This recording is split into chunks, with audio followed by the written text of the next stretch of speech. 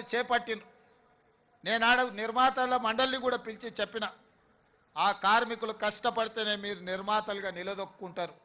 దర్శకులకు చెప్పిన మీరు రాణించాలి అంటే వాళ్ళ టాలెంట్ కూడా పెరగాలి, వాళ్ళని మీరు కుటుంబ సభ్యులుగా చూసుకున్నప్పుడే మీరు రాణించగలుగుతారని దర్శక నిర్మాతలకు నేను చెప్పడం జరిగింది. ఆ తర్వాత మిమ్మల్ని పిలిచాను, కూర్చున్నాను, మాట్లాడినాను, మిమ్మల్ని అర్థం చేసుకోవడానికి మీ సమస్యల సహేతుకతను అంచనా వేయడానికి ప్రయత్నం చేసిన. అందుకే ఈనాడు మీతో కలిసి ఆ రోజే చెప్పిన, నేను నా ఇంటికి మీరు రావడం కాదు, మీ ఊరైన కృష్ణానగర్కి నేనే వస్తా. ఎక్కడెక్కడి సుదూర ప్రాంతాల నుంచి వచ్చే వాళ్లకు ఒక అమ్మలాగా ఈ కృష్ణానగర్ ప్రాంతం మిమ్మల్ని హక్కున చేర్చుకుంటుంది. ఇక్కడ నుంచి ఎదిగినోళ్ళు ఎంతోమంది ఉన్నారు, ఇక్కడ ఆరోగ్యం దెబ్బతిని ప్రాణాలు కోల్పోయిన వాళ్ళు ఈ కృష్ణానగర్కు ఉన్నది. ప్రతి ఒక్కరికి ఒక కన్నీటి చరిత్ర ఉన్నది. అందుకే ఈ కష్టాలను వీలైనంత మేరకు 100% తీరుస్తానని నేను చెప్పను. ఎందుకంటే నేనేం దేవుడిని కాదు, మానవుడినే. తప్పకుండా ప్రభుత్వం చేయగలిగిన పనులు తప్పకుండా చేసే బాధ్యత నేను తీసుకుంటా. అదేవిధంగా వేదిక మీద ఉన్న మిత్రులకు, మీ సంఘ నాయకులకు సూచన చేస్తున్నా, కార్మికుల కోసం ఒక వెల్ఫేర్ ఫండ్, ఒక వెల్ఫేర్ కోసం ఒక వ్యవస్థను ఏర్పాటు చేసుకోండి. దానికి రాష్ట్ర ప్రభుత్వం నుంచి అప్ ఫ్రంట్గా 10 కోట్ల రూపాయలు ఆ వెల్ఫేర్ ఫండ్ కింద నేను డిపాజిట్ చేస్తా. కష్టాలలో ఉండి కష్టాలలో మరణించే కార్మికులను ఆదుకోవడానికి ఆ నిధిని ఉపయోగించండి. ఇదే కాదు, ఈనాడు మీ శ్రమతో ఏర్పడే పెద్ద పెద్ద సినిమాలు, పెద్ద పెద్ద సినిమా నిర్మాతలు, హీరోలు వాళ్ళ సినిమాల టికెట్ల ధరలు పెంచడానికి నా దగ్గరకు వస్తుంటారు. నేను నిర్మాతలకు చెప్పిన, మరి పెంచిన దాంట్లో కొంతైనా కార్మికులకు వాటా ఉండాలి కదా అని. రాష్ట్ర ప్రభుత్వం సినిమా టికెట్ల ధరలు పెంచితే హీరోలకు ఆదాయం వస్తుంది, నిర్మాతలకు ఆదాయం వస్తుంది, కార్మికులకు మాత్రం ఒక్క రూపాయి కూడా అదనంగా రావడం లేదు.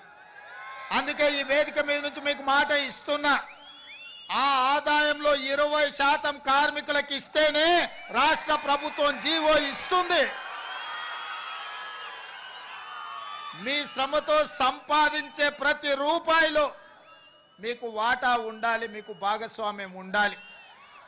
ఈ వేదిక మీద నుంచి మా అధికారులకు నేను ఆదేశాలు ఇస్తున్నా, రేపటి భవిష్యత్తులో ఎంత పెద్ద నిర్మాత అయినా, ఎంత ఇన్ఫ్లుయెన్షియల్ పర్సన్ అయినా రాష్ట్ర ప్రభుత్వం అదనంగా టికెట్ల ధరలు పెంచితే వచ్చే ఆదాయంలో 20% నా కార్మిక సోదరుల కుటుంబాలకు వెల్ఫేర్ ఫండ్ కింద వాళ్ళకు ఆ నగదు బదిలీ జరిగితేనే ఆ ఒప్పందం ప్రకారమే మా రాష్ట్ర ప్రభుత్వం జీవో ఇస్తుంది.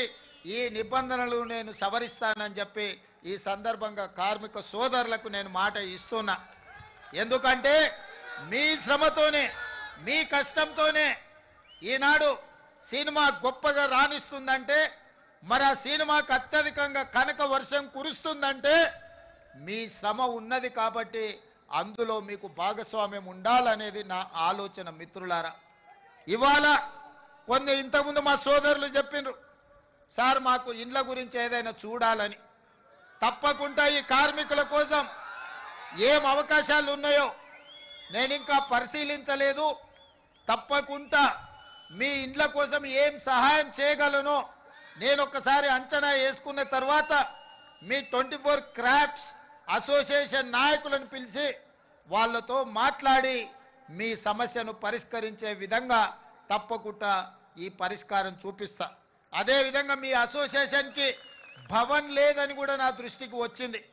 మరి కార్మిక సంఘాల నాయకులు వాళ్ళు చెప్పాలి, ఖచ్చితంగా దానికోసం కొంత స్థలాన్ని కేటాయించి నిర్మించుకోవడానికి అవసరమైన ఆర్థిక సహాయాన్ని కూడా రాష్ట్ర ప్రభుత్వం తరఫున చేసే బాధ్యత నేను తీసుకుంటాను.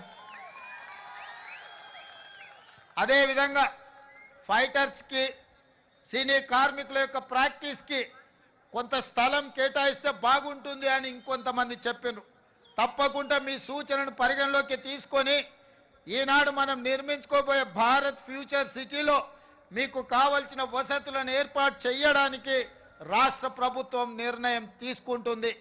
అందుకే మిత్రులారా, ఈనాడు ముఖ్యమంత్రిగా కాదు, మీ కుటుంబ సభ్యుడిగా నేను ఇక్కడికి వచ్చిన.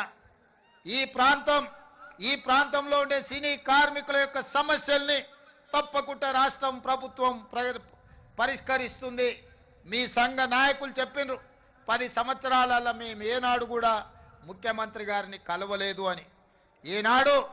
ఈనాడే కాదు, ఏనాడైనా మీకు అవసరమైనప్పుడు, మీకు ఆపద ఉన్నప్పుడు మీ సోదరుడు రేవంత్ రెడ్డి తెలంగాణ ముఖ్యమంత్రి మీకు అండగా నిలబడతాడని ఒక్క అంశాన్ని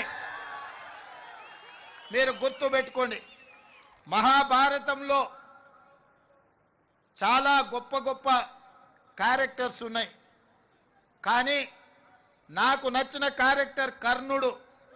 ప్రాణం పోయినా మిత్రుల కోసం నిలబడ్డా, తెలుసు ప్రాణం పోతుందని, కానీ మిత్ర ధర్మాన్ని ఉల్లంఘించకుండా ఆనాడు కర్ణుడు ప్రాణాలను సైతం వదిలేండు.